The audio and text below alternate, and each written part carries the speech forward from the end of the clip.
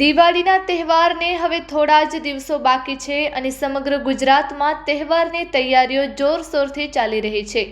આવા સમયે થાનગઢના કારીગરો માટે આ દિવસો આશીર્વાદ સમાન બની ગયા છે। અહીંના સ્થાનિક કારીગરો પરંપરાગત માટીના દીવડાઓ બનાવીને માત્ર ઘર ઘર સુધી પ્રકાશ ફેલાવતા નથી, પરંતુ પોતાના હાથે રોજગારીની નવી કિરણ પણ પ્રગટાવી રહ્યા છે। થાનગઢમાં અનેક કુટુંબો વર્ષોથી માટીના દીવડા બનાવવાનું કામ કરતા આવ્યા છે। પહેલાં જ્યાં માત્ર સાદા દીવડા બનાવતા હતા, ત્યાં હવે સમય સાથે નવી ડિઝાઇન, રંગબેરંગી આકૃતિઓ અને આકર્ષક આર્ટવર્ક ધરાવતા દીવડા તૈયાર કરવામાં આવી રહ્યા છે। આ દીવડાઓ પર ચમકદાર રંગો, ગ્લિટર અને પરંપરાગત નકશીકામ દ્વારા સૌંદર્ય વધારવામાં આવે છે। સ્થાનિક સ્તરે મહિલાઓ પણ મોટા પ્રમાણમાં આ કામમાં જોડાઈ રહી છે।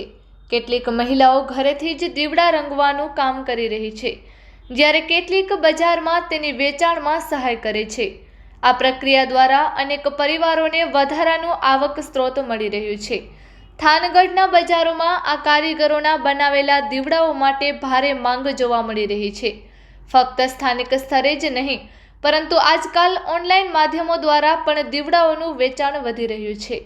દિવાળીના આ પ્રકાશ પર્વે થાનગઢના કારીગરોના હાથોથી તૈયાર થયેલા આ દીવડાઓ માત્ર ઘરોને જ નહીં, પરંતુ અનેક પરિવારોના જીવનને પણ ઉજળા બનાવી રહ્યા છે।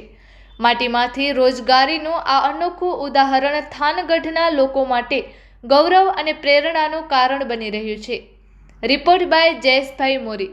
મારું નામ મુકેશ પ્રજાપતિ છે। અમે અંદાજિત 8 થી 10 વર્ષથી આજે કોડિયાનો ધંધો કરી છે।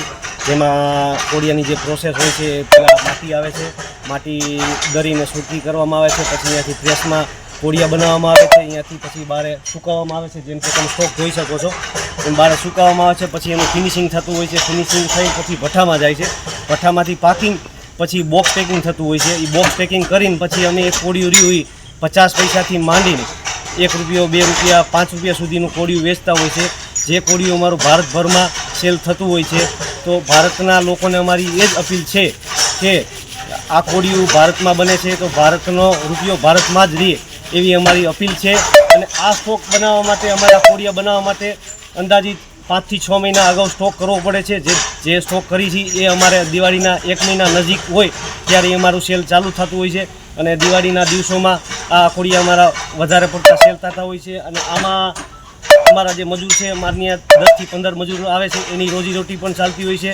જેથી કરીને હું ભારતના લોકોને એક જ નમ્ર અપીલ કરીશ કે ભારતનો પૈસો ભારતમાં રહે, એટલે કે ભારતની સ્વદેશી આઇટમ ભારતમાં ઉપયોગ થાય એવી અમારી અપીલ છે। કે ચાઇનાની જે આઇટમ આવે છે, જે દિવેલિયા, એ ઉપયોગ ના કરો, અને જે આ ભારતની સ્વદેશી આઇટમ છે, જે ગૃહ ઉદ્યોગમાં કોડિયા બનાવે છે, જેથી કરીને ભારતના લોકોને રોજીરોટી મળે છે, એનો ઉપયોગ કરશો તો આપણે ભારતને પણ ફાયદો થશે।